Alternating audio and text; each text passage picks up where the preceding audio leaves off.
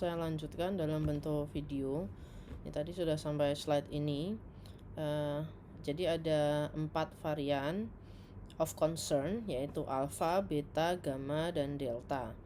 Nah, alpha, beta, gamma, dan delta ini teman-teman jangan heran ya. Alpha, beta, gamma, delta itu merupakan label dari WHO untuk penyederhanaan nama. Tapi sebenarnya label ini dulu menggantikan nama yang sebelumnya yang sering disebut.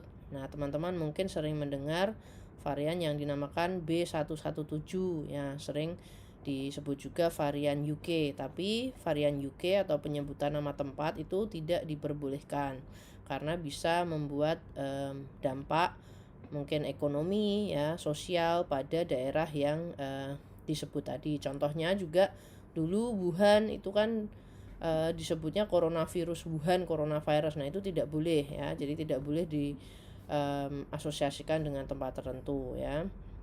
Nah, kalau B117, B1351, P1, B1617T2 ini merupakan Pangol lineage ya. Kemudian ada juga yang masuk di clade-nya next strain ya, itu masuk di mana ya? Ini di 20I ya, 20H, 20C, 21A contohnya. Nah, ini ya alpha, beta, gamma, delta itu dia urut berdasarkan kapan dikatakan sebagai varian of concern. Yang pertama memang alpha itu yang dari Inggris ya, B117, kemudian beta itu yang dari South Africa, B1351, kemudian yang gamma atau P1 itu yang dari Brazil, kemudian yang delta atau yang sudah banyak terjadi di Indonesia saat ini yaitu dari varian yang awalnya berasal dari India ya, atau B1617T2. Nah, selain 4 varian of concern ini juga ada 7 varian of interest ya, yang masih menjadi varian of interest. Nah, ini tidak mustahil bahwa salah satu dari varian of interest ini bisa naik menjadi varian of concern, yang saat ini masih diinvestigasi terus ya, kemudian juga ditakutkan akan menjadi varian yang cukup berbahaya. Itu adalah varian lambda ini ya, yang awal diidentifikasi itu dari Peru karena secara prediksi matematis komputasional begitu, perubahan asam amino yang terjadi itu bisa menyebabkan peningkatan transmisi maupun kegagalan vaksin ya. Tapi nanti kita masih menunggu ya, ini masih menunggu karena baru saja juga dikatakan sebagai varian of interest itu 14 Juni ya. Semoga saja penularannya tidak masif ya. Kalau masif ini akan sangat ya berpotensi menjadi varian of concern yang baru ya. Kalau kita lihat ya, ini alpha dulu awalnya memang menguasai ya di UK ya, hanya dalam waktu beberapa bulan dia langsung menguasai varian-varian yang beredar di UK ya. Nah, kemudian delta juga ya, delta pada saat terdeteksi pertama kali, kemudian selama beberapa bulan dia juga langsung menguasai varian di UK ya, mengambil dominasi yang awalnya diambil oleh alpha. Nah, itu adalah varian of interest dan varian of concern ya. Nah, ini ya, dari 4 varian of concern ini adalah peta sebarannya di dunia. Ya, bisa kita lihat kalau yang paling banyak negara atau teritori yang melaporkan adanya varian alpha itu lebih banyak dibandingkan varian beta, gamma maupun delta. Tapi wajar karena alpha sudah beredar terlebih dahulu ya, sehingga sudah lebih banyak negara yang melaporkannya. Kalau kita lihat delta ya, varian ini baru saja deteksi sekitar bulan April yang lalu ya, menjadi varian of interest ya, walaupun earliest documented sampelnya itu dari Oktober 2020 ya. Tapi kalau kita lihat dia ini masih kalah dengan varian alpha ya, jelas karena memang masih baru dikatakan sebagai varian of interest maupun varian of concern. Kalau kita lihat gamma ini lebih sedikit ya. Mengapa? Ya, ini mungkin ada hubungannya satu itu dengan transmisinya dia tidak masif alpha maupun delta ya, kemampuan transmisi virusnya. Kemudian yang kedua juga dipengaruhi oleh transportasi ya, dimana kemungkinan ya karena gamma itu berasal dari Brasil ya atau South Amerika ya. Nah, transportasi dari South Amerika ke negara-negara lain itu tidak semasif misalnya orang UK pergi ke negara-negara lain itu lebih banyak dibandingkan orang South Amerika itu pergi traveling kemana-mana ya. Ini kalau kita lihat varian Delta juga cepat karena memang orang India itu sangat banyak ada di hampir seluruh negara di dunia ya. Mereka melakukan transportasi, traveling juga orang-orang India itu sangat menghormati tradisi leluhur ya. Jika ada anggota keluarga yang di India yang ada pesta atau ada kematian, mereka pulang ke negaranya dan itu kemudian balik ke negara di mana mereka bekerja dan itu menyebabkan penyebaran ke seluruh dunia juga. Nah, ini adalah ringkasan dari impact yang disebabkan oleh variant of concern ya. Kita lihat ya dari 4 varian alpha, beta, gamma, delta menurut transmissibility-nya bagaimana ya. Ini ya, ini alpha dan delta itu yang increase transmissibility dan secondary attack rate. Jadi setelah menulari satu orang yang tertular ini menulari ke orang yang lain itu lebih tinggi ya dibandingkan sebelumnya. Alpha dulu dikatakan 40 sampai 60% lebih menular dari varian yang ada sebelumnya. Nah, delta itu dikatakan juga 40 sampai 60% lebih menular dibandingkan yang alpha. Jadi bisa teman-teman bayangkan kalau beta dan gamma tidak semasif alpha dan delta. Kemudian bagaimana disease severity-nya ya. Yang alpha ini dia meningkatkan resiko hospitalization ya dan possible increased risk untuk beratnya penyakit dan juga mortalitas ya, masih possible ya, jadi belum confirmed atau established ya. Sedangkan yang beta yang dari South Africa ya, itu ini possible increased risk of hospital dan juga mortality ya. Kemudian gamma juga demikian, delta juga demikian. Kemudian resiko reinfeksinya ini teman-teman bisa baca sendiri ya. Terutamanya kita lihat coba yang memang yang paling mudah menular nih alpha dan juga delta ya, alpha dulu ya. Nih ya, jadi bagaimana resiko reinfeksinya dikatakan bahwa neutralizing activity itu tetap dipertahankan untuk melawan varian baru. Jadi kalau orang sudah pernah terkena dan sudah memiliki antibodi ya, aktivitas netralisasi terhadap varian alpha ini itu dia masih bisa melakukan netralisasi, sehingga risiko reinfeksinya itu tetap sama ya, walaupun terkena alpha ataupun varian yang sebelumnya ya. Sedangkan yang delta ya, ini dikatakan bahwa ada laporan neutralizing activity dari antibody yang ada itu menurun, sehingga kalau dulu pernah terkena varian yang sebelumnya beredar, sekarang terkena varian delta, antibody yang sudah ada dalam tubuh itu mengalami penurunan aktivitas netralisir, sehingga delta ini bisa menginfeksi ya. Untuk yang beta dan gamma juga tampak ada penurunan dalam neutralizing antibody ya. Kemudian impact of diagnosisnya bagaimana? Nah, ini penting ya. Apakah adanya varian baru itu akan menyebabkan kegagalan deteksi ya menggunakan RT-PCR.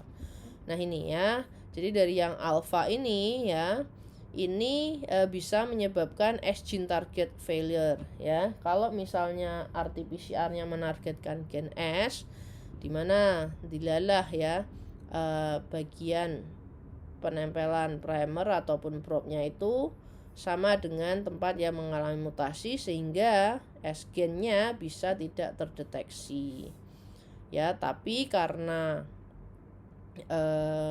target PCR itu biasanya tidak ditujukan pada satu target tapi multi target ya, minimal 2, Itu kalau misalnya satu gen yang terkena, gen yang lain masih bisa terdeteksi ya. Untuk varian-varian lain sampai saat ini tidak ada impactnya pada RT-PCR maupun antigen, jadi masih tetap bisa terdiagnosis ya. Kemudian pengaruh pada efikasi atau efektivitas vaksin bagaimana ya. Untuk yang alpha ini ya, nih ya, untuk yang severe disease ya, jadi perlindungan terhadap atau perlindungan terjadinya ya, perlindungan pencegahan terjadinya penyakit yang berat ya, itu Pfizer ya, vaksin Pfizer itu sudah melakukan studi. Di sini dikatakan bahwa tidak ada atau penurunannya itu sangat minimal ya. Ini ya, jadi tidak ada perubahan dalam perlindungan terjadinya penyakit yang berat. Kemudian perlindungan terjadinya penyakit yang simptomatik ya. Ini dikatakan bahwa tidak ada ataupun penurunannya itu minimal pada vaksin AstraZeneca, Novavax ya, Pfizer itu tidak ada atau minimal ya. Kemudian melindungi terhadap infeksi ya, artinya apakah masih bisa terinfeksi, kita tidak melihat berat ringannya ya. Ini Pfizer dikatakan tidak ada atau minimal loss ya.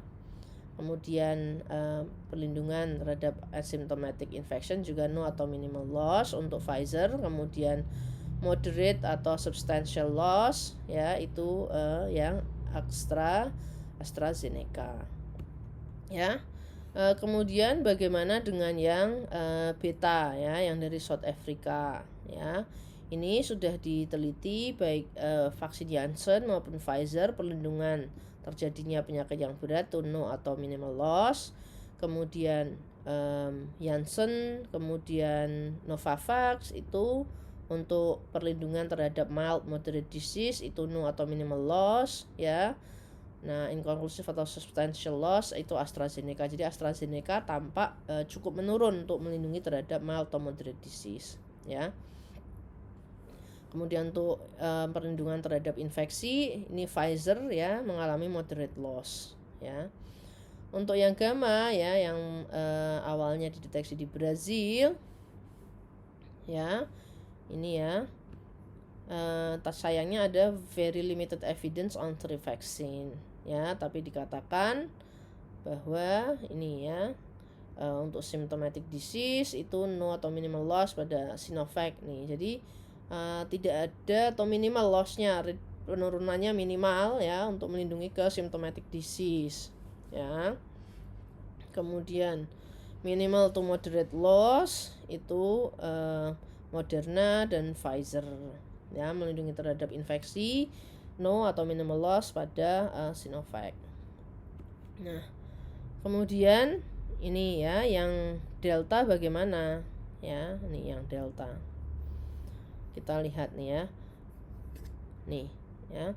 Jadi melawan penyakit yang berat itu masih tetap melindungi vaksin ini ya. Jadi teman-teman harus ingat bahwa outcome vaksin itu tidak hanya ya. Jadi kalau kita bilang ya, outcome vaksin itu apa saja sih? Pertama, melindungi supaya tidak kena. Itu satu ya. Kedua, kalau misalnya tidak melindungi untuk kena ya, jadi dia tetap kena. Yang kedua ini adalah melindungi supaya penyakitnya jadi tidak berat. Jadi outcome vaksin itu teman-teman harus ingat ya, tidak hanya melindungi supaya tidak kena, tapi juga melindungi supaya tidak jadi berat ketika seseorang itu terkena penyakit. Contoh ini pada varian Delta ya. Ya, adanya varian Delta ini, vaksin bagaimana ya? Protection tetap ada against severe disease. Jadi proteksi supaya penyakit itu tidak jadi berat itu tetap ada. Ya, ini ya.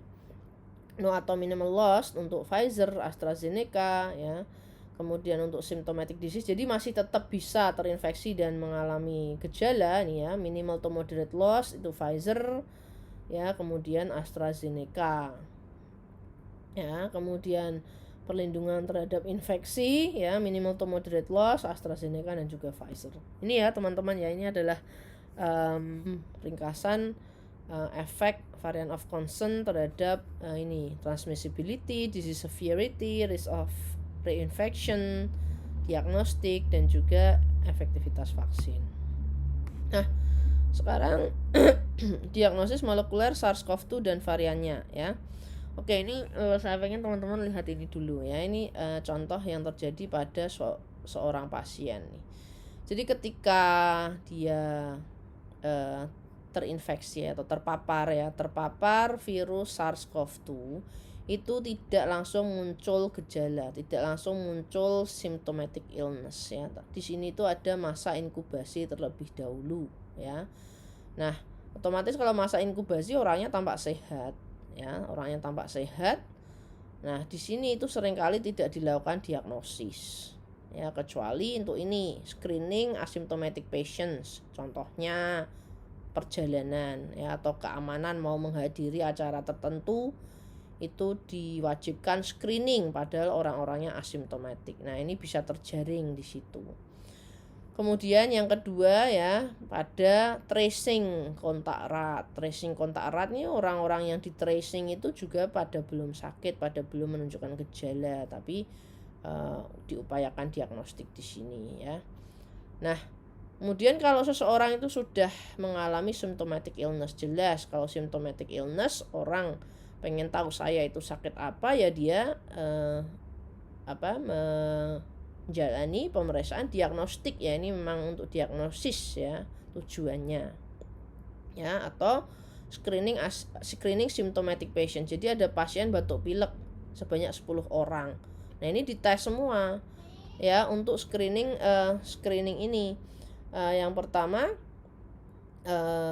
ternyata 7 orang didapatkan adalah COVID-19, 2 orang lainnya negatif ya, 2 orang lain kemungkinan bukan COVID-19 ya, itu ya screening symptomatic patients. Jadi tidak selalu batuk pilek itu SARS-CoV-2 ya, ini ya. Kemudian treatment initiation decisions ya, misalnya apakah ini kalau ini SARS-CoV-2 ya dia dideteksi SARS-CoV-2 kemudian mendapatkan antivirus yang memang untuk SARS-CoV-2, contohnya adalah Favipiravir, Remdesivir.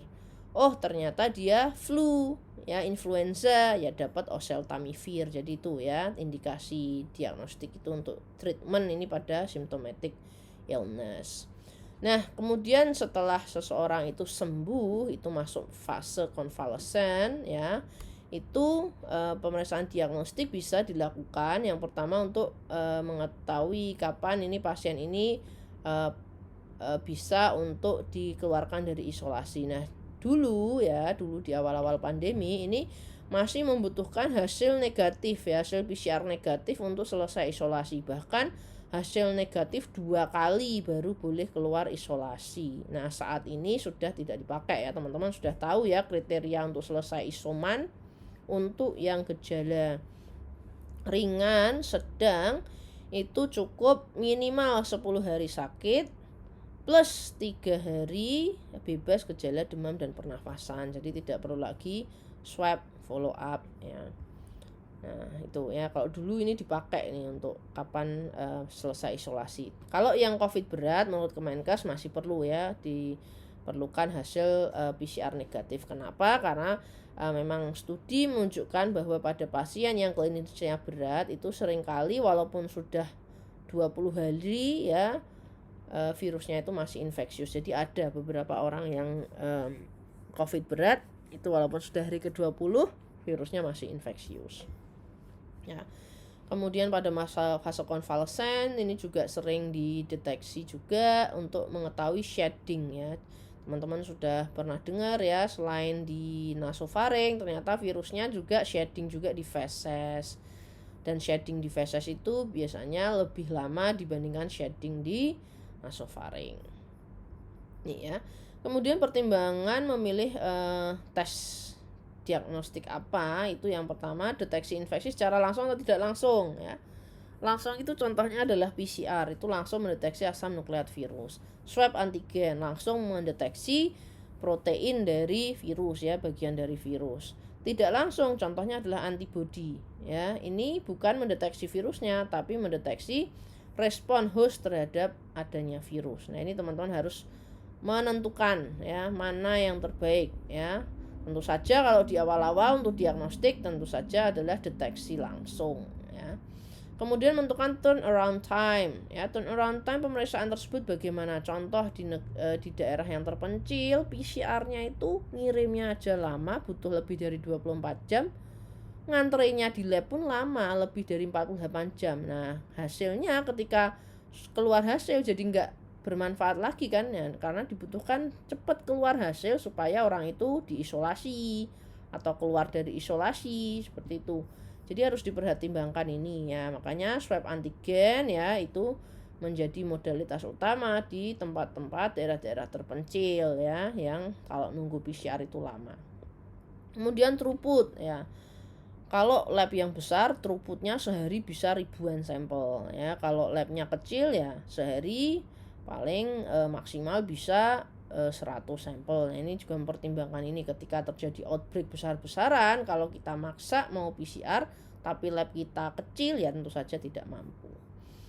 Kemudian ini jumlah minimal spesimen yang diperiksa. Kemudian kemampuan pengerjaan tes di kondisi low infrastructure. Nah, ini pertimbangan-pertimbangan yang digunakan untuk memilih uji diagnostik mana yang akan dipakai. Nah, ini adalah estimasi dinamika hasil tes diagnostik SARS-CoV-2 seiring waktu perjalanan penyakit. Kita lihat ya, dia terpaparnya di sini ya 2 minggu ya. Ini berkisar ya, masa inkubasi dikatakan 2-14 hari. Jadi di sini masih masa inkubasi, orang masih tampak sehat ya, before symptom onset. Di sini tuh detection unlikely, kecuali pada tadi ya yang orang screening pelaku perjalanan atau tracing kontak erat baru bisa terdeteksi di sini. Tapi seringkali orang itu terdeteksi di sini after symptom onset ya. Kita lihat ya, ini warna biru ini swab nasofaring, merah ini adalah virus ya, kultur virus, kemudian pink itu adalah PCR dari bal atau sputum ya. Yang kuning itu dari feses, kemudian yang garis putus-putus itu adalah antibodi. Nah, antigen belum ada di sini, ini kebetulan publikasinya tahun lalu di mana swab antigen belum ada yang bagus ya pada saat itu. Tapi sekarang sudah ada yang bagus, antigen pun bisa serupa dengan ini ya, serupa dengan kultur virus ini, dengan windownya kultur virus ini ya, sekitar ini ya, sekitar kurang lebih 1 minggu itu yang paling bagus ya untuk meriksa antigen. Kita lihat di sini ya, kalau pada di awal-awal tentu saja diagnostik yang bagus itu adalah PCR, kultur dan juga antigen. Tapi kalau di akhir-akhir untuk menentukan apakah sebenarnya saya tuh kemarin tuh bergejala tapi saya nggak tes PCR maupun tes antigen. Nah, sekarang saya sudah sembuh. Sebenarnya kemarin itu saya sakit apa ya? Nah, otomatis kalau sudah seperti itu ya, sekarang sudah sembuh, sudah masuk ini minggu ke 2, 3, 4, 5, 6. Kalau dia mau cek kemarin dia sakit apa, tentu saja memakai yang antibodi ya. Tapi kalau di awal-awal penyakit, pakailah PCR ataupun antigen. Ya. Nah, ini ya, ini dulu blunder dari kita itu banyak yang memakai rapid antibody untuk diagnosis, padahal dari awal WHO itu sudah menjelaskan bahwa pemeriksaan antibody itu bukan untuk diagnosis tapi itu untuk surveillance atau untuk studi epidemiologi ya, menentukan prevalensi contohnya ya, seperti itu ya. Tapi dulu banyak digunakan oleh dokter maupun lab-lab untuk diagnostik, padahal itu tidak bagus. Tapi saat ini semua orang sudah tahu bahwa untuk diagnostik ya kita pakai metode yang langsung, yaitu PCR ataupun swab antigen. Swab antigen juga bagus ya pada orang yang bergejala ya. Ini pada ini ya, orang-orang ini kan sebelum onset ada. Ini deteksi hanya terjadi jika pasien ditindaklanjuti secara proaktif sejak saat paparan, artinya tadi ya tracing kontak erat. Nah, kalau di sini di akhir-akhir ini ya PCR itu kemungkinan akan negatif sehingga antibodi yang diperiksa ya. Tapi ini sudah sembuh sebenarnya orangnya, sudah masalahnya itu sudah bukan karena virusnya ya. Ini sudah tidak infeksius lagi juga ya, ini di sini. Tapi pengen tahu kemarin tuh sakit apa atau untuk studi epidemiologi ya di sini dideteksi ya pakai antibody. Nah, sekarang karena kita bahasanya adalah pemeriksaan molekuler, ini adalah apa itu PCR ya. Ini ya. PCR merupakan teknik molekuler untuk mengamplifikasi atau menggandakan regiospesifik dari suatu untai DNA secara in vitro. Ya, ini perhatikan, mungkin bisa di-pause dulu kemudian ini didengarkan ya atau dibaca berulang-ulang. PCR merupakan teknik molekuler untuk mengamplifikasi atau menggandakan regiospesifik dari suatu untai DNA secara in vitro ya. Key point-nya apa? Amplifikasi ya, amplifikasi. Key point lagi apa? Regiospesifik. Jadi tidak semua genom, contohnya virus SARS-CoV-2 tadi genomnya sekitar 30.000 basa. Tidak semuanya itu digandakan. Jadi hanya regiospesifik saja ya, pada gen targetnya saja yang ditargetkan apa. Jadi regiospesifik. Kemudian key-nya lagi apa? DNA. Jadi PCR itu DNA ya, teman-teman ya. Nah, padahal ini virusnya RNA. Makanya ditambahkan kata RT di depannya, reverse transkriptase. Jadi RNA-nya dirubah dulu jadi DNA baru di PCR ya. Kemudian ini dilakukan secara in vitro ya. Ini ya. Ini kalau kita lihat ini prinsipnya adalah ya penemunya itu menggunakan prinsip replikasi DNA di dalam sel ya. Caranya bagaimana ya? Ini prinsipnya adalah replikasi DNA kan. Prinsipnya ya, tapi dilakukan dalam mesin. Prinsipnya yang pertama adalah DNA yang double strand tadi itu didenaturasi jadi satu pasang ya, ini ada dua untai yang menjadi satu pasang, ini dipisah dulu, denaturasi jadi terpisah, tidak nempel lagi. Kemudian akan ditempeli oleh primer ini ya, ini namanya primer nih, tanda ini primer. Nah ini primer ini khusus, spesifik ya, menempel di memang gen target ya, ada yang forward, ada yang reverse. Kemudian yang satu arahnya ke sini, yang satu arahnya ke sini. Ya. Ini ya.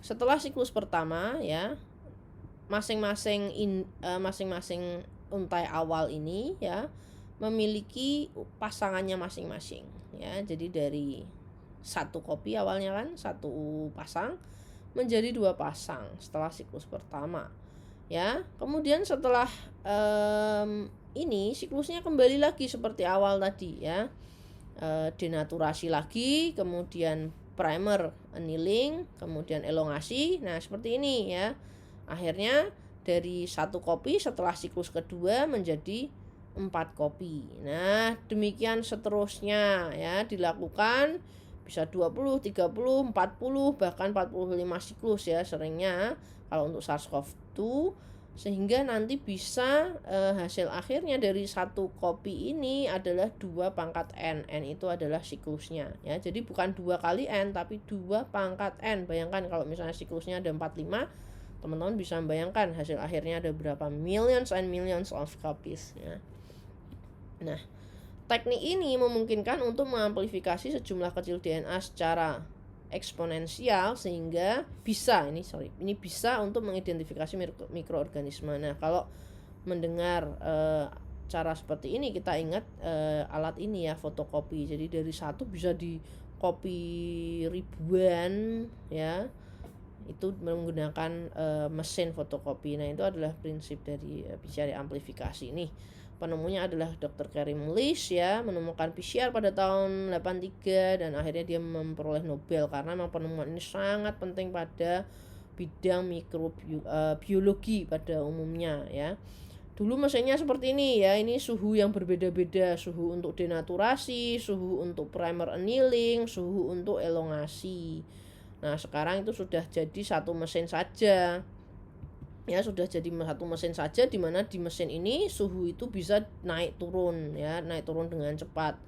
Makanya ini namanya, mesin ini namanya adalah thermocycler ya, termo ya temperatur, cycler siklus kan, jadi bisa 95 nanti turun ke 55 nanti naik lagi ke 72. Nah seperti itu namanya thermocycler ya. Ini tadi ya prinsip dari kerja PCR itu tadi, seperti replikasi DNA kan, ini awalnya dia DNA itu satu pasang ya, dua untai yang menjadi satu pasang saling berikatan gitu ya, menggunakan ikatan hidrogen ya. Kemudian pada saat replikasi ini harus dilepas ya, berpisah ya, berpisah.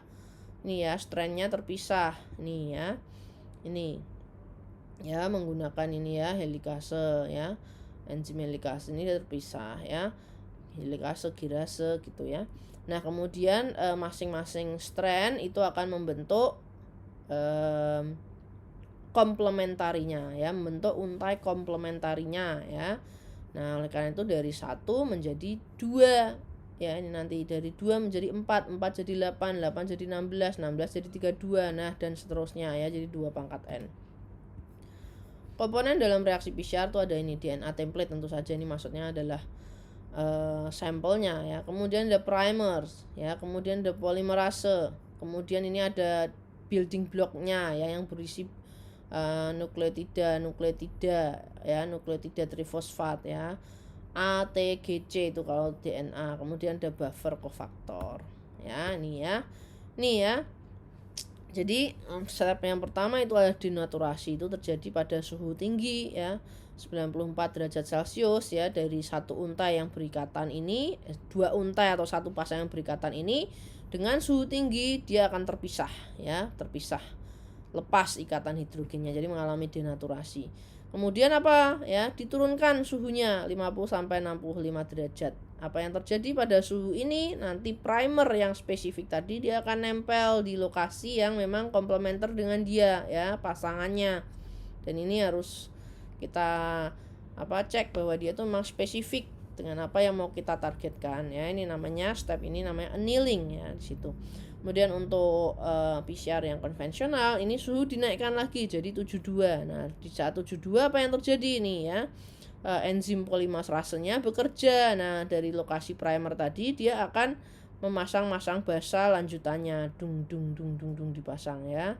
Nih ini juga. Nah nanti akan didapatkan 2 untai ya, dari 1 menjadi 2 itu pada siklus pertama. Nah siklus ini nanti diulang terus sampai tadi ya 20, 30, 40, 45 siklus ya nih. Nah jadi 2 pangkat N. Nah secara teori nanti hasilnya seperti ini, tapi realitasnya tidak yang selalu 2 pangkat N, pasti ada perbedaan karena efisiensi reaksi ya, tidak selalu efisien reaksinya. Kemudian nanti juga jumlah enzimnya sudah mulai berkurang seperti itu. Nah ini ya, jadi di awal-awal siklus ya itu masih belum terdeteksi, karena kan 2 jadi 4 jadi 8 itu kan masih dikit, jadi 16 jadi 32 jadi 64 itu kan masih dikit, masih kecil-kecil. Nah sampai suatu titik dia jadi banyak ya teman-teman ya, jadi banyak, dia melewati yang namanya gini ya, garis threshold ini, ambang. Nah ketika ini ya siklus keberapa, nah ini namanya adalah CT value ya, cycle threshold. Jadi siklus keberapa ya, fluorescence-nya itu dia berpotongan dengan garis threshold ini yang dinamakan dengan CT value ya, ini gitu ya. Nah itu tadi adalah PCR yang konvensional. Kalau real time PCR itu kan kita pakai fluorescence ya, yang kita pakai di SARS-CoV-2 itu kebanyakan yang ini, yang probe based qPCR ya, sama sebenarnya ya, denaturasi ya, kemudian primernya nempel. Nah pada real time PCR atau qPCR atau RPCR ya, itu selain primer juga ada probe yang nempel ya, probe-nya nempel di salah satu saja. Nah kemudian ya probe nempel ya di probe-nya nempel. Kemudian ketika terjadi elongasi ya, ini kan jalan terus nih karena DNA polimerase ding. Nah nanti ketika sampai probe ya, basa yang baru akan menggantikan probe ini otomatis akan terlepas ya. Dan juga nih ya strand displacement, cleavage and fluorescence emission. Jadi ketika ini terlepas dia dari fluorophore dan quenchernya terlepas, ini akan memberikan sinyal cahaya. Nah, itu yang akan ditangkap oleh mesin ya. Yang kita lihat sebagai grafik ini cahayanya dikit. Nah, seiring waktu ya, ketika amplifikasinya makin banyak, nah cahaya yang ditangkap ya, fluorescence-nya itu nih ya, memotong garis ambang batas atau threshold. Nah, ini dinamakan sebagai CT value. Ini kalau kita lihat nih ya teman-teman, otomatis sampel yang memiliki jumlah lebih banyak, ini contohnya adalah 10 pangkat 7 kopi, ini contoh aja ya, 10 pangkat 7 kopi, dia akan naik terlebih dahulu. Nah, otomatis CT value-nya lebih tinggi atau lebih rendah? Jelas dia CT value-nya lebih rendah. Nih contoh ya, CT value 10 pangkat 7 itu di angka 14. Nih CT value-nya 14. Yang sampel yang mengandung 10 pangkat 6 kopi, CT value-nya ada di sini ya, sekitar berapa nih? 17,2 nih contohnya ya, 17,2. Nah, dan seterusnya ya. Jadi makin sedikit sampel, CT value-nya makin tinggi angkanya. Tapi kalau makin banyak jumlah kopi RNA virusnya, CT value-nya makin kecil. Nah, ini yang dinamakan CT value ya. Ya. Karena apa? Ini harus teman-teman ketahui. Mungkin semua sudah pada tahu, tapi ini saya tekankan lagi karena ternyata banyak masyarakat itu yang tidak tahu ya. Taunya mereka, loh CT value saya kok sudah 2 minggu sakit kok malah makin naik. Ya memang begitu ya, awalnya rendah ya, nanti seiring dia sudah menyembuh ya, nanti CT value-nya akan naik ya, karena CT value ini tadi ya, artinya itu tadi ya, siklus keberapa dia memotong garis ambang batas ini, fluorescence-nya itu ya. Nah, tadi saya katakan PCR itu kan untuk amplifikasi DNA. Jika sampel adalah RNA ya, kita butuh nih ya, teman-teman masih ingat ya, ada central dogma ya, di mana DNA ya itu menjadi mRNA kemudian menjadi protein ya. Kalau di manusia ini tidak bisa terjadi nih, RNA balik lagi ke DNA ya, tapi ini di mesin ya, kita bisa membuat RNA itu menjadi DNA dengan cara apa ini? Reverse transcription. Otomatis ada tambahan enzim ya. Enzim apa namanya? Reverse transkriptase ya. Reverse transkriptase itu untuk mengubah RNA menjadi DNA. Nah, setelah jadi DNA nanti ya di PCR gitu ya. Itu adalah, makanya kita namakan sebagai RT-PCR. Itu adalah reverse transcription atau reverse transkriptase boleh ya, polymerase chain reaction. Berarti ya kalau kita lihat ya, pemeriksaannya adalah RT-PCR. Berarti sampelnya adalah RNA ya, teman-teman tahu ya. Kemudian kalau teman-teman ditanya balik, diagnosisnya dengan apa ini virus RNA ini ya, kalau dijawab PCR ya, orang pasti tahu PCR itu maksudnya itu gitu ya. Tapi kalau teman-teman mau menjawab yang benar, yang lengkap itu, ini pemeriksaannya adalah reverse transcription PCR atau RT-PCR. Itu yang lebih benar ya, karena sampelnya adalah RNA. Ya, ini ya. Ini adalah tambahannya tadi ya, butuh enzim reverse transkriptase. Kemudian template-nya adalah RNA template ya. Karena sampelnya RNA ya, SARS-CoV-2 itu dia RNA. Ya, nih. Kemudian pengujian molekuler COVID-19 ya, ini tadi kan genomnya ya dia yang kurang lebih 30.000 bahasa ya. Keputusan untuk menguji harus didasarkan pada faktor klinis dan epidemiologis dan penilaian kemungkinan terjadinya infeksi ya. Kalau misalnya reagen kita terbatas ya, kita tidak bisa sayangnya untuk menguji semua orang, kita periksa tidak ya. Keputusan siapa yang diuji itu faktor klinis ya, otomatis orang yang punya gambaran klinis. Epidemiologis juga orang yang misalnya tracing kontak erat itu ya kita periksa, atau orang yang baru selesai dari luar negeri juga kita periksa, jangan-jangan dia membawa COVID-19 atau virus SARS-CoV-2 ya. Tuh ya. Kemudian pengujian molekulernya itu dikerjakan tuh yang diagnostik ya. Diagnostik itu PCR ini ya, tes molekuler ini dia BSL-2. Tapi kalau untuk kultur virus itu butuh BSL-3 ya, jangan lupa. Nah, saat ini konfirmasi rutin tuh menggunakan nih ya. Nucleic acid amplification test atau tes molekuler ya. Contohnya adalah metodenya adalah real time reverse transcription polymerase chain reaction atau RRT-PCR. Sering juga disebut sebagai QRT-PCR atau kuantitatif karena ada CT value-nya itu dia disebut Q itu ya. Nah, ini adalah beberapa gen target virus SARS-CoV-2 ya. Jadi ada targetnya di gen ORF1AB, gen N, di gen RDRP, gen N ya, gen spike ya. Gen E ya, gen yang envelope ya, mengkode envelope ya, dan lain-lain. Dan ini sudah bertambah lebih banyak lagi ya target gen yang dipropose ya, atau sudah dalam bentuk kit saat ini jauh lebih banyak lagi ya, banyak sekali. Nah, ini adalah tempat-tempatnya ya, di mana saja ini ya, gen targetnya di mana saja. Ini digambarkan oleh gambar ini ya, contohnya yang ORF1AB itu di posisi nukleotide ini ya, yang kemudian gen E itu di posisi nukleotide ini, gen N juga demikian. Nah, ini ya teman-teman, ini memperlihatkan viral load in nose and throat ya.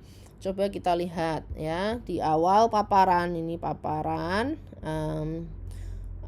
di sini adalah infectionnya di sini ya, infeksinya di sini ya. Jadi ini masa inkubasi ini, dari garis ini ke garis ini adalah masa inkubasi. Di sini mulai timbul gejala ya. Bisa kita lihat bahwa seiring virus itu masuk, kemudian dia replikasi, walaupun belum menimbulkan simptom, dia sudah replikasi, mulai replikasi. Di sini pun kita bisa deteksi ya. Di sini bisa kita deteksi ya dengan apa tadi, screening kontak erat contohnya, atau pelaku perjalanan itu bisa terdeteksi di sini. Kita lihat grafiknya ya, bahwa seiring waktu dia akan mencapai puncak, jumlah viral load-nya habis itu turun, dia menyembuh juga mulai turun, antibodi kita sudah mulai terbentuk ya, jumlah virusnya turun. Nah, kita lihat bahwa dengan grafik seperti ini bisa kita lihat kalau CT value yang tinggi atau viral load yang rendah itu bisa terjadi di awal dan akhir penyakit di sini ya. Ketika dia awal banget penyakit nih di sini, atau di sini ketika sudah sembuh. Jadi jangan sampai teman-teman itu menganggap CT value di atas 36 itu aman. Tidak ya. Jadi CT value tidak ada hubungannya dengan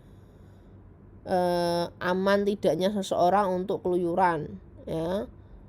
CT value juga tidak ada hubungannya dengan berat ringan penyakit. Karena apa? Saya sendiri di rumah sakit ya, di mana saya melakukan follow up terhadap pasien-pasien COVID-19, sering menemui pasien itu di minggu pertama CT value-nya 36.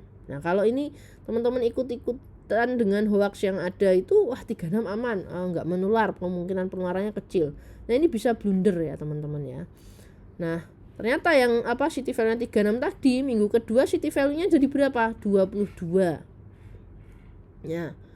Ya, jadi tidak selalu CT besar atau tadi ya lebih dari 35 dikatakan orang-orang itu aman, tidak menular. Jangan seperti itu ya. Jadi tidak ada hubungannya. Ya, jadi harus ingat grafik ini.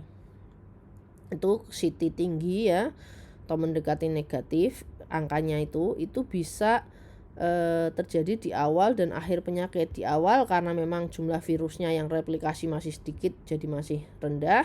Kalau di akhir karena dia sudah mau sembuh ya. Jadi bisa ini, jangan-jangan dia ada di sini ya kan. Blunder kalau kita bilang aman, nggak nular kalau CT segitu. Nah, malah dia nanti bisa menularkan ke orang banyak. Nih ya, deteksi molekuler nih menurut publikasi ini, the virus can be detected from at least 48 hours before the onset of symptoms ya. Jadi pada masa presimptomatik ya. Kemudian sampai 12 sampai 14 hari setelahnya ya.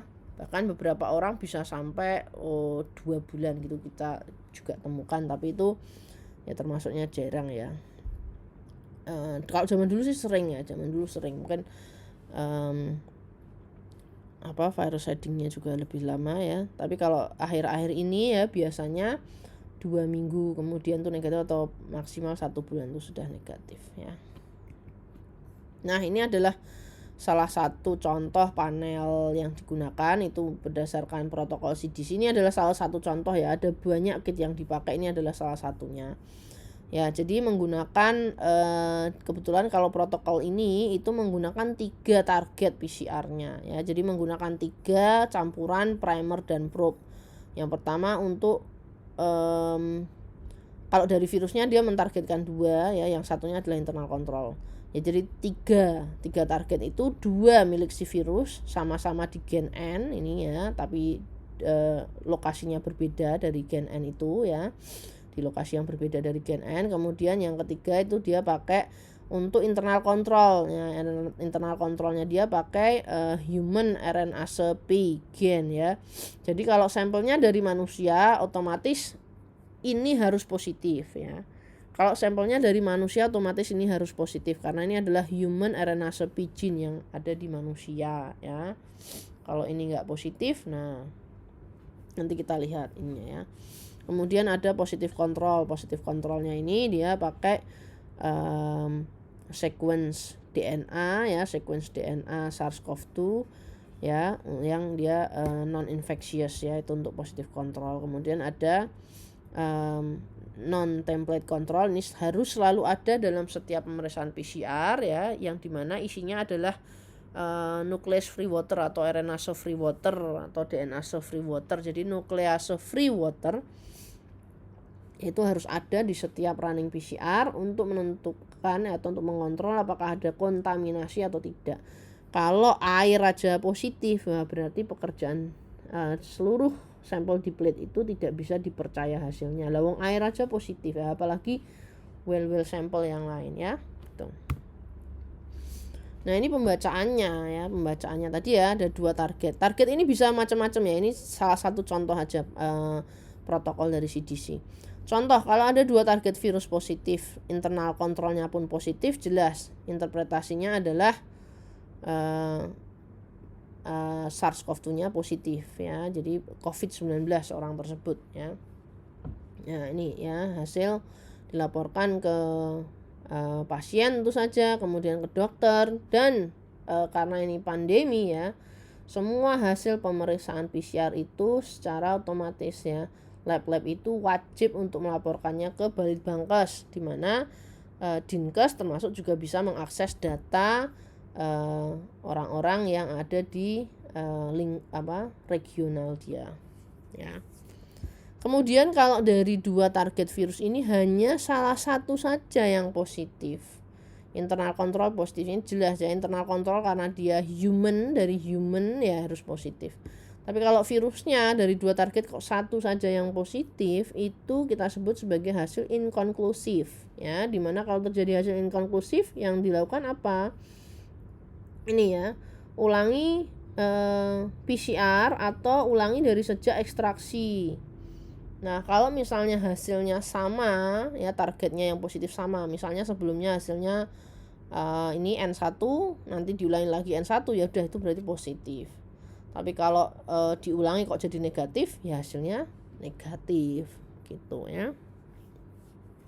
Nah, kemudian kalau target virusnya negatif, N1, N2 negatif, tapi internal kontrolnya positif, ini dikatakan negatif untuk SARS-CoV-2 ya. Artinya pasien tersebut ya saat dilakukan pemeriksaan itu dia tidak menderita COVID-19 ya, ini hasilnya negatif gitu. Tapi kalau target virusnya negatif, kemudian internal kontrolnya negatif, kita sebut hasil ini adalah invalid. Nah harus kita ulangi pemeriksaan. Kalau diulangi pemeriksaan masih juga invalid, maka kita minta untuk ulangi dari swab ya. Jadi ulangi dari swab lagi ya. Consider collecting a new specimen from the patient. Nah, ini ya. Kemudian di lapangan ya, itu beredar banyak sekali kit yang bisa dipakai ya. Jadi tidak hanya mendeteksi gen N tadi tapi juga gen yang lain, contohnya ORF1AB, gen N, gen E, itu 3 ini gen virus, kemudian ini adalah internal control ya. Nah, kita kalau misalnya menginterpretasi, mungkin teman-teman nanti bisa jadi salah satu dokter yang penanggung jawab di laboratorium, atau misalnya membaca hasil lab ya, bahwa kalau kami di laboratorium menginterpretasikan itu berdasarkan kit masing-masing ya. Ingat ya, berdasarkan ini ya, instruction for use kit masing-masing atau kit tertentu. Jadi kalau di sini nih contohnya ini adalah suatu merek ya, merek A, saya sebut saja begitu, dia guideline-nya, CT-nya, cut off-nya adalah 41, ya di hasil kita bilang cut off-nya 41. Misalnya nanti saya ganti reagen ya, ganti kit atau ganti reagen ya, di situ instruction for use-nya bilang cut off-nya 35, ya di hasil saya bilang cut off-nya 35. Jadi jangan heran mengapa kok berbagai lab itu punya cut off sendiri-sendiri ya, karena itu tiap lab itu ikut dari instruction for use masing-masing kit ya teman-teman ya. Jadi mereka tidak ngarang sendiri-sendiri, oh saya mau pakai 37, saya mau pakai 38, saya mau pakai 40. Itu tidak ngarang ya. Jadi ada memang instruction for use masing-masing reagen, dan itu yang dipakai untuk menentukan cut off ya. Makanya hasil CT value satu lab dengan lab yang lain itu tidak bisa dibandingkan ya tuh. Kemudian dari lab yang sama saja, kalau dia pakai reagen yang berbeda, ya jelas tidak bisa dibandingkan. Jadi ya saran saya ke teman-teman, CT value itu sebenarnya tidak usah dibaca. Jadi cukup dibaca positif atau negatif saja ya. Kemudian kalau mau follow up baru ya CT value mungkin dibaca. Oh ya, kemarin viral load-nya tinggi dengan ditandai dengan CT value yang rendah. Oh sekarang udah 2 minggu CT value-nya jadi naik banget, awalnya 18 sekarang udah 36 ya, alhamdulillah ya. Kalau seperti itu kan viral load-nya artinya viral load-nya menurun ya dengan CT value yang naik tadi. Oke, seperti itu ya. Tapi ingat, CT value tidak berhubungan dengan berat ringan penyakit ya. Itu ya, jadi jangan stres kalau misalnya CT value saya 18, sudah stres duluan. Nah padahal banyak pasien yang kritis CT value masuk rumah sakit itu berapa? 36, 38 tuh banyak sekali ya. Jadi CT value sama sekali tidak berhubungan dengan berat ringan penyakit ya. Nih, nah kemudian untuk monitoring mutasi virus ini pakai apa ya? Monitoring mutasi virus itu dilakukan dengan surveillance genome SARS-CoV-2 dengan menggunakan metode whole genome sequencing ya. Selain itu, surveillance genome ya dapat memberikan informasi tentang apa ya? Pertama, transmisi ya, pengen tahu transmisinya. Misalnya ada suatu klaster ya, COVID-19 ya, dicek. Nah, ternyata mereka memiliki sequence yang sama. Berarti mereka tertular. Asalnya itu dari orang yang sama, contohnya begitu ya. Kemudian asal dari virus. Nah, dari melihat genom ini kemudian kita bandingkan dengan sequence yang lain ya. Kita bisa melacak ya, tentu saja dengan bantuan komputer, perhitungan matematis yang dilakukan oleh komputer, ada algoritmanya ini yang dilakukan oleh komputer, itu bisa kelihatan asal dari virus itu dari mana ya. Kemudian hubungan dengan klinis ya, kasus berat, apakah kasus berat, kemudian reinfeksi, kemudian ada vaksin escape ya. Contoh nih, kasus-kasus berat itu di WGS semua. Ternyata kok dari kasus-kasus berat ini mereka memberikan varian yang sama. Nah, nanti bisa dilaporkan ke nasional, internasional, ke WHO.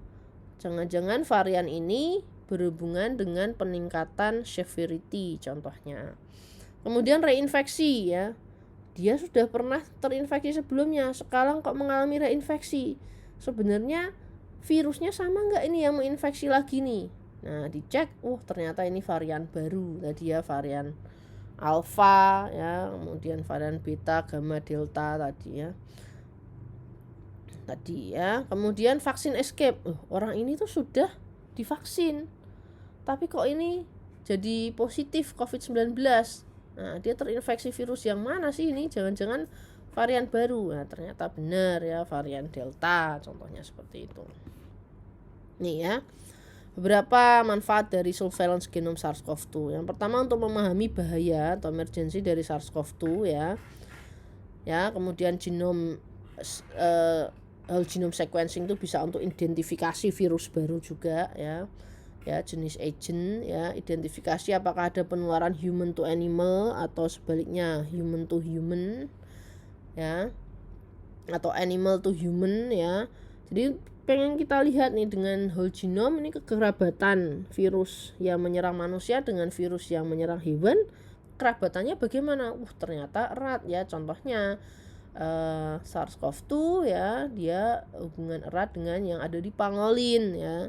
Kemudian pangolin juga berhubungan dengan erat dengan salah satu virus corona yang ada di kelelawar. Nah, jadi kita bisa lihat, ternyata bisa loncat spesies dari kelelawar ke pangolin atau terenggiling kemudian ke manusia. Nah, kemarin juga ada kewaspadaan kan yang di Eropa itu di peternakan mink itu ya. Ya sejenis musang ya namanya mink itu ya. Ternyata bisa atau di Tenggarai ya, penularannya human to animal ya. Bahaya sekali kalau misalnya mink bisa terkena dan nanti juga mink bisa balik ke manusia, sangat medeni nanti ya. Misalnya contoh nih, yang terkena COVID-19 punya hewan peliharaan, contoh kucingnya bisa terinfeksi ya. Nah, ini akan sangat membahayakan, nanti kucingnya pun bisa menginfeksi orang lain atau kucing lain atau spesies lain, itu sangat berbahaya. Makanya ini surveillance genome ini sangat penting juga di situ. Kemudian untuk menambah sifat biologi, untuk memahami ya, menambah pemahaman sifat biologis dari SARS-CoV-2, misalnya hubungan dengan reseptor pada host.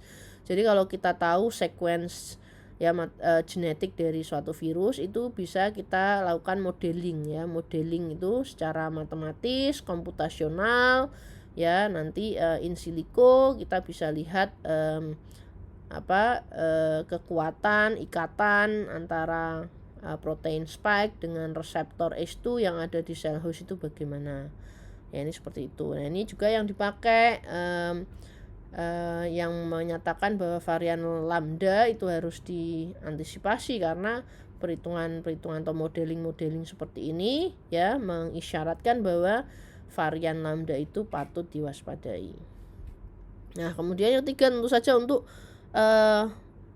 membuat ya, atau untuk develop kit diagnostik molekuler ya baik itu diagnostik maupun kit serologi ya, identifikasi serologi ya atau antigen gitu ya. Kemudian untuk membuat vaksin kita juga harus tahu sequence-nya. Kemudian untuk membentuk antivirus ya, kita juga ini informasi sangat berharga. Ini antivirus apa yang bisa membunuh atau bisa mengganggu virus ini juga bisa dilakukan secara in silico ya, menggunakan tadi ya program komputer. Kita bisa cari agen-agen atau obat-obatan yang berpotensi menjadi obat untuk SARS-CoV-2 ini ya. Nih, termasuk tadi di awal pandemi ya, setelah genom SARS-CoV-2 ini berhasil di sequencing, langsung ya sequence-nya itu ada di literatur, langsung bisa kita buat kit untuk deteksinya. Makanya WHO ya lewat CDC, Institut Pasteur itu langsung membuat kit diagnostik ya, supaya lebih cepat mendeteksi nanti infeksi SARS-CoV-2 di tempat-tempat ya, semua tempat di dunia ini ya. Kalau nggak ada whole genome sequencing, nah kita bingung diagnosisnya nanti bagaimana, desain primernya bagaimana begitu ya, desain primernya bagaimana, itu kita bingung ya. Kemudian juga bisa surveillance genome ini untuk investigasi transmisi virus dan penyebarannya ya, nanti bisa kita lihat nanti mungkin di akhir kalau masih ada waktu kita lihat. Kemudian untuk menyimpulkan ya indikator epidemiologi, misalnya reproducibility ya, alpha, delta itu meningkatkan angka reproducibility yang jadi tinggi ya, karena transmisinya cukup tinggi ya. kemudian scale of outbreak ya, seiring waktu, kemudian juga infection to case reporting ratio. Ya, mengapa surveillance genome varian SARS-CoV-2 itu penting? Ya nih, untuk membantu mendeteksi varian baru yang kemungkinan memiliki sifat menyebar lebih cepat, menyebabkan gejala yang lebih berat, tidak dapat dideteksi oleh kit diagnostik tertentu, respon terhadap terapi yang menurun ya, kemudian memiliki kemampuan untuk menghindari dari kekebalan ya, baik dari vaksin maupun kekebalan alami yang didapatkan pada saat sakit SARS-CoV-2 sebelumnya. Nah, ini itu kan akan menyebabkan public health impact. Makanya saat ini di negara kita juga sedang digalakkan whole genome sequencing, walaupun belum terlalu banyak ya, karena memang harganya yang sangat mahal. Nah, karena harganya sangat mahal ini ya, saat ini ada prioritas sampel untuk WGS ini ya, ada prioritas sampel nih. Contohnya ini ya, severe case and unusual events. Ya, contohnya kasus berat COVID-19 yang sampai masuk ICU, sampai menggunakan ventilator, kasus yang dimana perburukannya itu cepat ya, biasanya kan perburukan setelah 8 hari onset ya, paling cepat 7-8 hari onset. Nah, ini kok hari ketiga sudah cepat memburuk. Nah, itu dia masuk prioritas untuk WGS ya. Nih, kemudian kasus berat pada usia muda tanpa komorbid. Kita tahu bahwa kasus berat itu seringkali terjadi pada lansia dan mereka yang memiliki komorbid. Tapi kalau ada kasus berat terjadi pada usia muda tanpa komorbid apapun, ini juga menjadi prioritas sampel, karena ditakutkan ada varian baru yang sangat virulen menyebabkan penyakit berat gitu ya. Nah, ini kemudian ada travel history ya, dia habis dari luar negeri, ini juga salah satu prioritas WGS. Kemudian reinfeksi, jadi dulu udah pernah kena COVID kok sekarang kena lagi. Nah, yang ini juga prioritas. Kemudian ada vaksin breakthrough infection ya, atau vaksin escape ya, dikhawatirkan adanya vaksin escape mutant ya. Jadi dia sudah divaksin 2 kali dosis tapi kok masih sakit COVID-19. Nah, ini juga prioritas. Kemudian pada long COVID ya, infeksinya biasanya 2 minggu itu sembuh, tapi ini kok sudah 2 minggu, sebulan kok masih menunjukkan gejala demam pernafasan, ini juga prioritas. Kemudian kasus pada anak juga. Kemudian kalau misalnya ada outbreak luas ya, ada cluster community cases, contoh yang terjadi di Kudus kemarin, dia prioritas untuk WGS ya. Kemudian kita tahu bahwa ternyata varian Delta yang mendominasi di Kudus pada saat itu. Nah, ini adalah beberapa ilustrasi pentingnya atau manfaat dari whole genome sequencing ya. Jadi ini di salah satu rumah sakit di Amerika ya, dia melakukan WGS atau whole genome sequencing pada beberapa pasien yang dirawat di sana ya. Kemudian dari sekian banyak pasien itu beberapa memiliki contoh ini ya, contoh 3 orang ini yang meninggal nih. Ternyata mereka memiliki mutasi atau memiliki varian yang sama persis ya, 3 orang, 3-3 yang meninggal nih ya. Dan mereka memiliki mutasi yang sama persis yang tidak dimiliki oleh orang lain ya.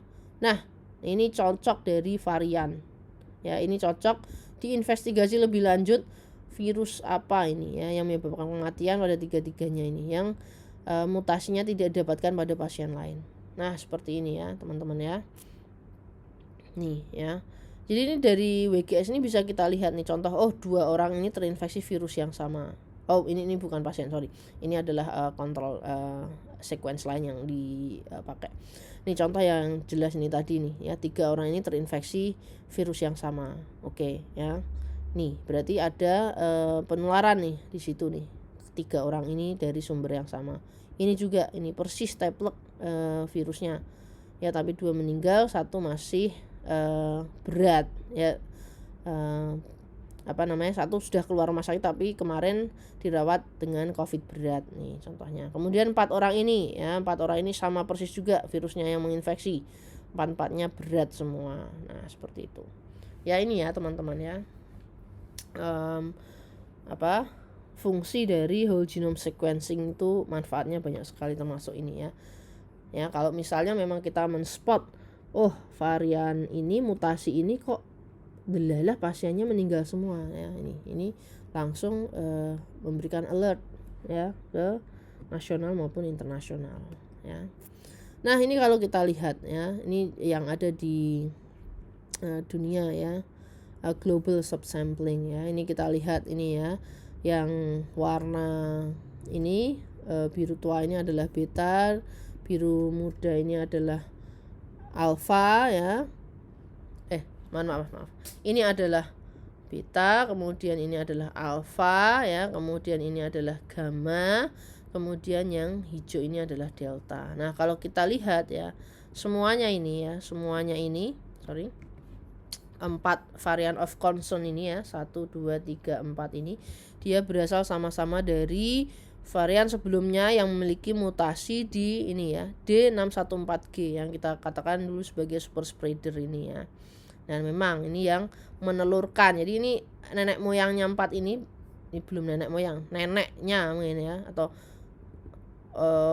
ya pendahulunya ini adalah ini ya, virus yang memiliki mutasi di spike D614G. Seiring waktu mutasinya tambah, membedakan mereka jadi 4 varian ya, alfa, beta, gamma, delta ya. Ini semuanya berasal dari ini ya, yang 20A ini ya, nenek moyangnya atau neneknya atau buyutnya ya. Nah, dengan WGS juga kita bisa melihat ya whole genome sequencing dari ini ya. Teman-teman lihat nih, dari posisi ke 0 sampai posisi hampir 30.000 ya, hampir 30.000 ini.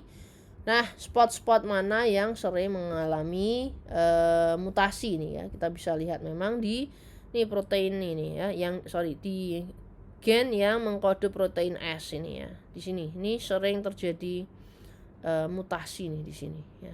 Nih kita bisa lihat ya. Makanya mutasinya paling sering terjadi di sini ya.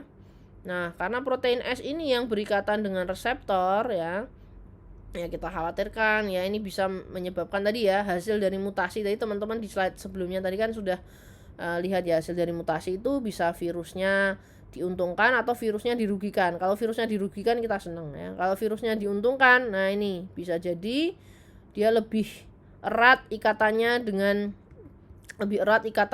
reseptor, dia lebih efisien replikasinya dan sebagainya, lebih menyebabkan penyakit yang lebih berat. Nah, kita khawatirkan itu, tapi tidak kita ingatkan tentu saja ya. Nah, kemudian ini ya, dari Agustus 2020 sampai sekarang Juli, kita lihat ya, awalnya dunia ya yang melakukan whole genome sequencing, tentu saja dunia itu dikuasai oleh ini 20B ya, virus yang paling banyak pada saat itu ya. Kemudian nih ya, mulai September kemudian ini ya alpha mulai mendominasi ya. Kemudian saat ini di dunia ini dikuasai oleh delta ya. Ini ya, varian delta yang menguasai dunia saat ini. Nah, ini yang warna merah ini yang lambda ini ya. Semoga dia tidak bertambah ini ya. Ini tadi sudah saya sampaikan. Nah, apakah varian hanya bisa dideteksi oleh whole genome sequencing? Ya, tidak ya, ada beberapa cara lain ya, karena whole genome sequencing itu mahal, makanya tentu saja negara-negara atau otoritas itu memikirkan cara lain untuk mendeteksi varian selain dengan whole genome sequencing. Ya, yang pertama ini dengan dengan kit PCR atau RT-PCR yang mendeteksi gen S, itu kita sudah curiga adanya varian kalau terjadi yang namanya S gene dropout ya. Ya, menggunakan kit PCR yang mendeteksi minimal 2 gen target dari SARS-CoV-2 di mana salah satunya adalah gen S. S gene dropout itu bagaimana? Jadi tadi kan 2 target virus ya, misalnya adalah gen N dan gen S. N-nya positif, tapi kok S-nya negatif. Kan aneh, dan ini ditemukan pada banyak sampel karena ini yang terjadi di UK pada saat itu. Kok aneh ya? Kebanyakan dari sampel-sampel yang ada di Kent itu salah satu wilayah di Inggris, itu gen yang satunya positif tapi kok gen S-nya itu negatif gitu. Dan itu terjadi banyak sekali penularan masif dari sampel-sampel yang seperti itu gitu kan. Nah akhirnya di WGS dan ternyata memang dia varian virus baru begitu ya. Nih ya, karena tadi seringnya varian itu atau mutasi itu terjadi di gen S ya, dan kebetulan ini dilalah ya, mutasi itu terjadi pada penempelan primer ataupun probe ya, yang menyebabkan gen S ini jadi tidak teramplifikasi. Nah ini ya, nih ya, makanya kalau misalnya apakah gen S terdeteksi, ini langsung dilaporkan ya sebagai positif, ini bukan varian baru ya, karena gen S juga terdeteksi ya. Tapi kalau gen S-nya tidak terdeteksi, nah dilakukan analisis berikutnya ya, kita sebut saja analisis varian ya. Ini bisa pakai metode whole genome, bisa pakai metode hanya sequencing gen S ya, bisa pakai metode real time reverse transkriptase PCR pada gen tertentu saja ya, seperti itu ya, analisis variannya seperti itu. Ini contohnya, ini adalah salah satu reagen PCR di mana ini multi, jadi ada setidaknya 2 step ya, 2 step PCR yang dilakukan. Yang pertama ini pakai PCR triplex ya, jadi mendeteksi 3 gen, di mana gen S ini termasuk salah satu yang dideteksi ya. Kalau ya nih ya, kan hasilnya bisa 3 ya, bisa 3 itu bisa SARS-CoV-2 positif di mana gen S-nya juga terdeteksi. Ini berarti dikatakan virus is known as gene variants ya. Jadi no further testing required ya, dikatakan hasilnya berarti SARS-CoV-2 positif dalam kurung no variant gitu kan. Atau hasil itu bisa keluar negatif, memang semua targetnya negatif, berarti negatif report gitu kan ya. Nah bisa ini yang tengah ini ya, jadi SARS-CoV-2 nya positif tapi gen S-nya tidak terdeteksi ya. Nah dilihat lagi setelah itu ya, nah apakah terdeteksi adanya mutasi. Jadi dari primer ya yang dipakai itu nanti kita bisa interpretasi apakah N501Y dan ini ya ada delesi ini itu positif. Kalau misalnya iya ya, maka di sini dikatakan UK variant atau B117 atau alpha tadi ya, atau alpha tadi. Tapi kalau di sini hanya mutasi N501 saja tanpa ini delesi ini, nah ini dilanjutkan ya.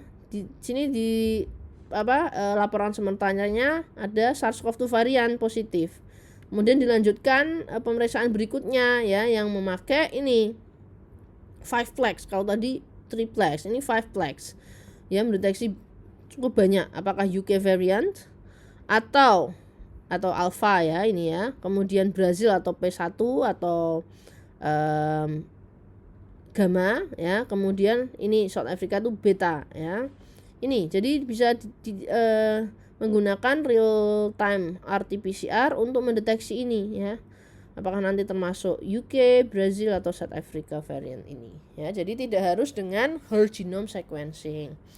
Tapi teman-teman ya, kit ini ada ya, kit ini bisa dibuat atau bisa didevelop oleh pembuatnya itu karena sudah ada data whole genome sequencing sebelumnya ya. Jadi dari whole genome sequencing varian alpha, beta, gamma ya, itu sudah terpublish di Nextstrain ya, kemudian terpublish di PubMed.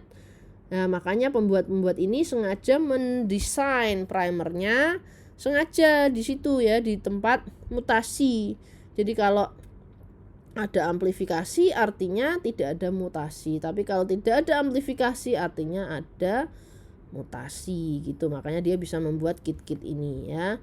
Nah, cara yang seperti ini itu dikatakan lebih murah. Contohnya yang negara Amerika Selatan yang saat ini